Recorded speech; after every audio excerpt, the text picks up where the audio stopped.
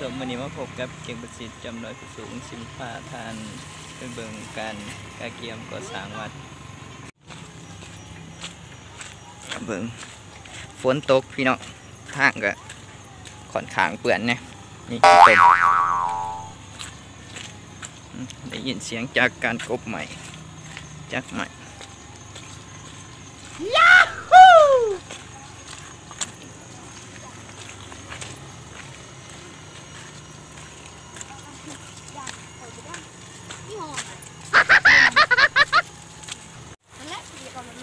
จอนที่ถึงโมโกลง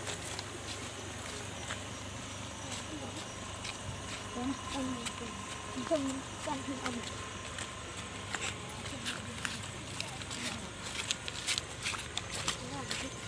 ที่ใส่มาไม่พูดเอ็นตามาตัดดอกเอาไปหมักหัวมาโรยมาปลอกนี่บุหมักกระไรเขาเลยนะตรงนี้มันจะเสียงมันน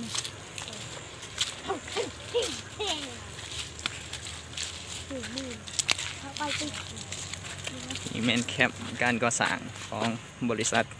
ครัวทาง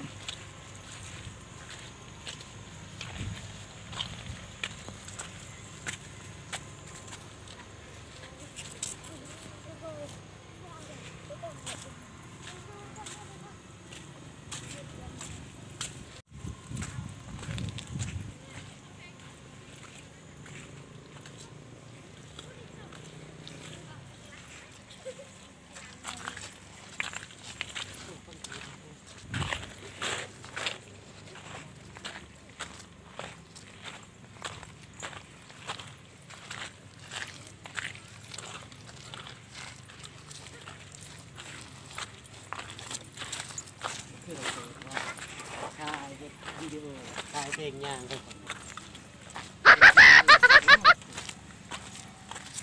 ขึ้นทางขึ้นบนจะสร้างวัด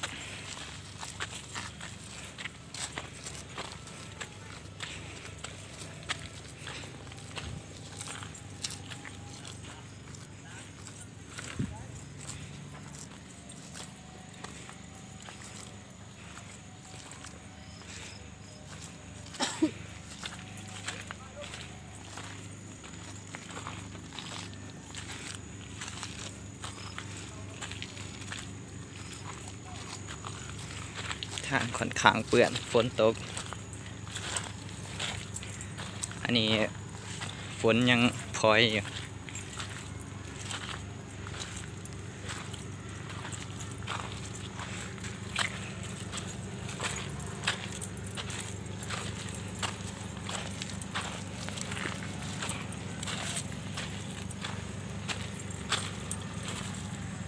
ทางเหมือนรถเบือนขึ้น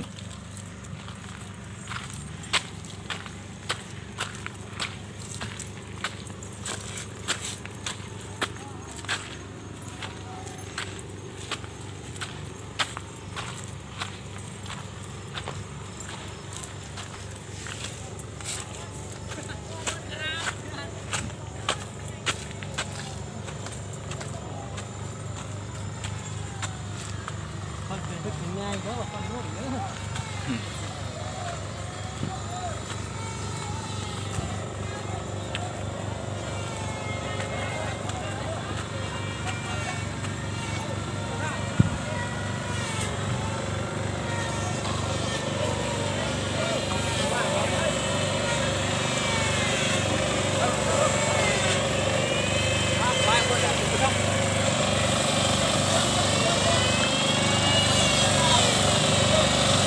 การกะเกียมเสาเนี่ย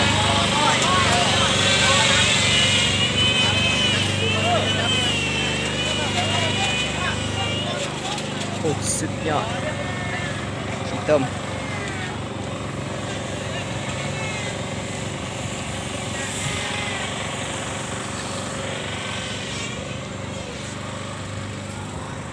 วิวทิวทัศน์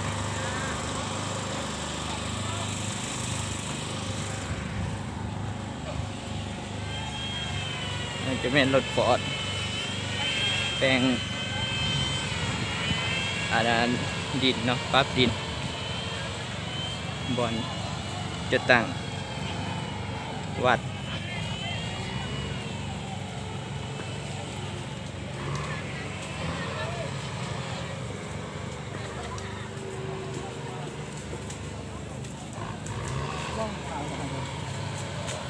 นี่ก็เอา ก็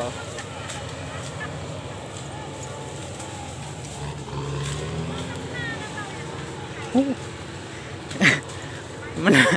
นักขี่ดินได้เกิดผมไม่ไป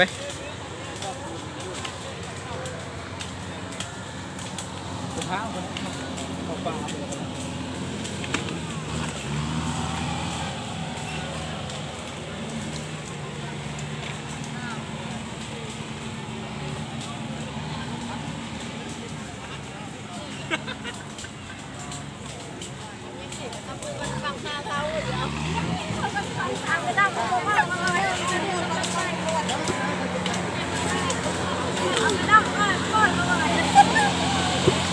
เป็นการดินมาถมวัดจะสร้างนะครับแก่วัด พวกกระป๋อมบ่ให้มันเสร็จเรื่องมันต้องคุ้มค่าด้วยเรื่องใส่เรื่องคนให้งาน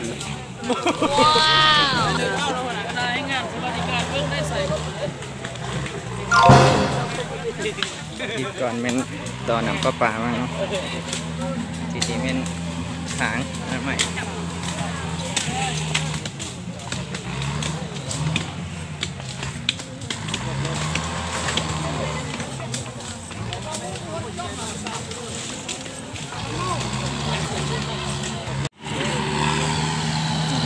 ผ่านจากเมืองเนาะที่ว่าน้ำผ่าเลยได้ไปจากสาวัดป่า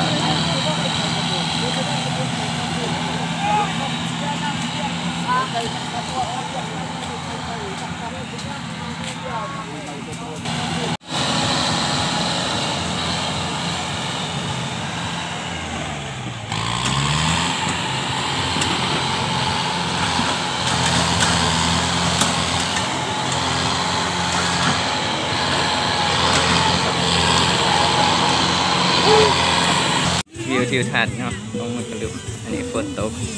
นี่แม่นการก่อสร้างวัดการเกี่ยวการก่อสร้างวัดเนาะเป็นจิตหนึ่งใจเดียวของสามเมืองกระลุมที่ไว้ทางภาครัฐเพิ่นอาจจะใส่เพื่อจะได้ให้ชาวพุทธเนาะได้กราบได้ไหว้เนาะได้ทำบุญตักบาตรนี่เป็นการกาเกี่ยวขณะที่แม่นเป็นทางใดทางหนึ่งจุดที่จะสร้างวัดที่โน่นเองอันนี้เป็นลานบอนจอดรถและมีหมองกบใหม่ก็เกียมที่จะตั้งวัดว่า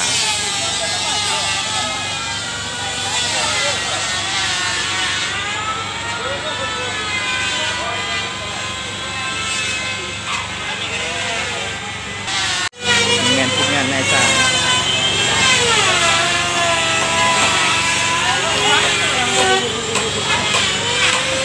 กบใหม่เนี่ยแม่นแจ้งเนาะกติกาจะประมาณนี้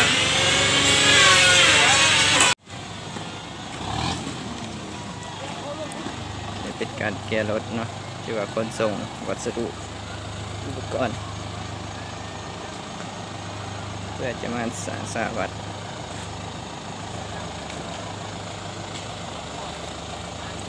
โจอยู่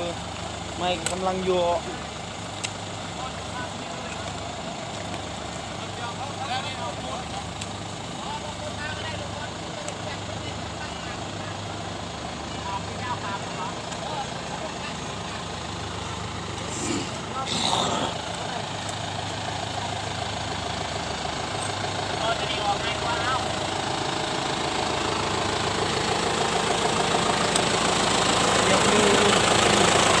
ดึงขึ้นก่อนแล้วก็ไปไฟเติมจะช่วยไหม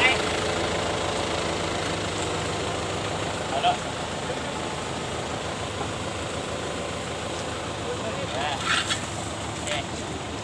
ขึ้นไหนแน่ได้ให้ขาดนะ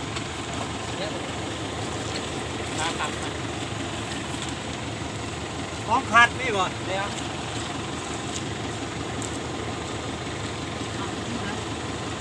เอาอะไรวะ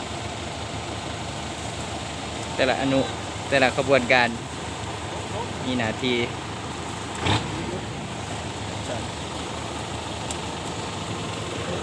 เอาเยอะๆเยอะใช้มีว่าตัวเยอะๆนะมีว่าตัวเยอะๆเล็กเยอะๆนะ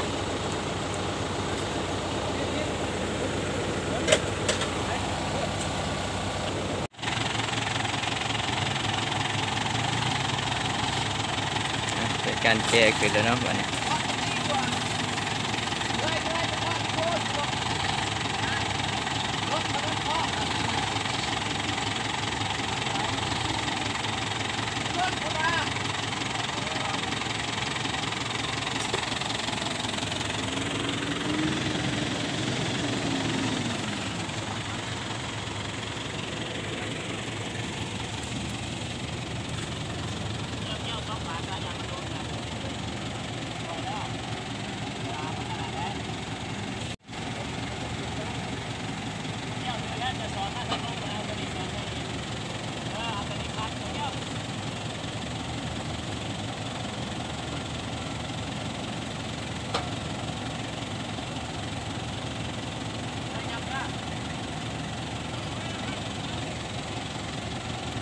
กำลังจะแก้ขึ้นแล้วบัดนี้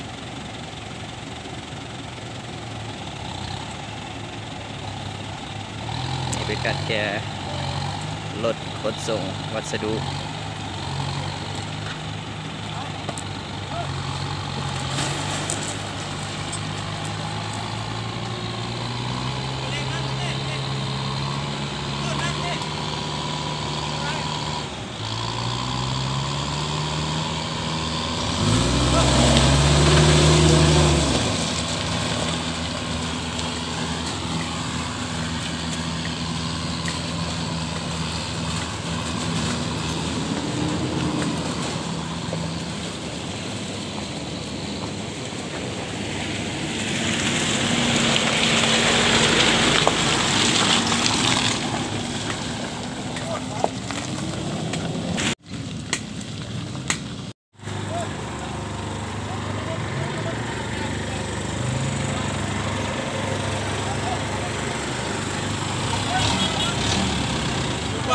ค่ะ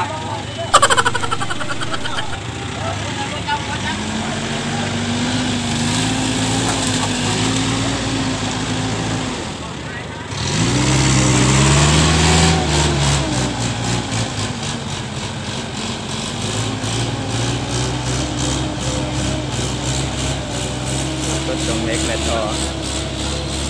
ในการก่อสร้างนับแก้วัดเนาะที่จะสร้างวัดยังบ่ทันเป็นวัดเถื่อแต่ว่าทีมงานสร้างไฟฟ้าเนาะสาขามันเกิด โอ้นักข่าวนั่นน่ะเด้อเนาะ นี่เป็นทานห้องจะเมื่อทานชิวชิงานละผู้รับผิดชอบในงานวัฒนธรรมสังคมเสียอะไรนายหัวหน้าไฟฟ้าหัวหน้าปิดซะนะ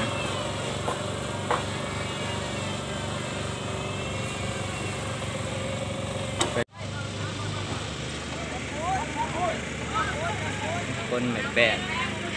เพื่อจะดีแบบเนาะที่ห้องน้ำ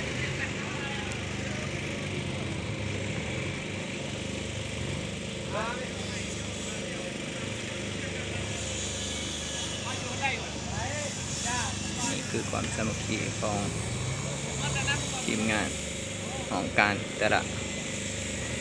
กลุ่มเนาะไม่ว่าจะเป็นปกส.ปกส.เศรษฐกิจวัฒนธรรมสังคมและชาวบ้านเพื่อก็ได้เข้ามาให้ความร่วมมือเพื่อจะได้มีวัดในการตักบาตรทำบุญเนาะจะได้คน นี่ขุดสายเพื่อจะได้ที่ห้องน้ำ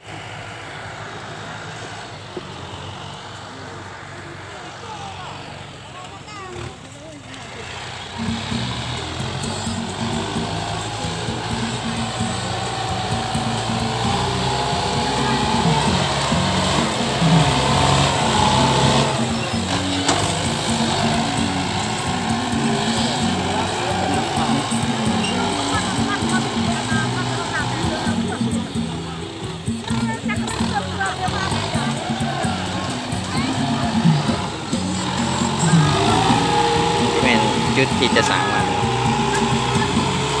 ซึ่งเป็นการปรับดินเป็นการก่อสร้างนะครับแก่จุดที่จะตั้งวัด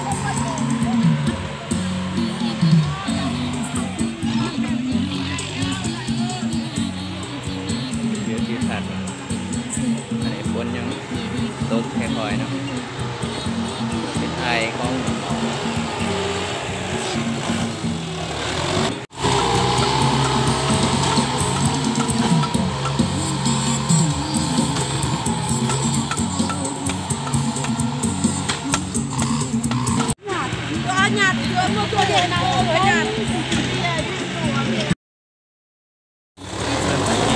ก็โยไว้ชั้นนี้กันนะ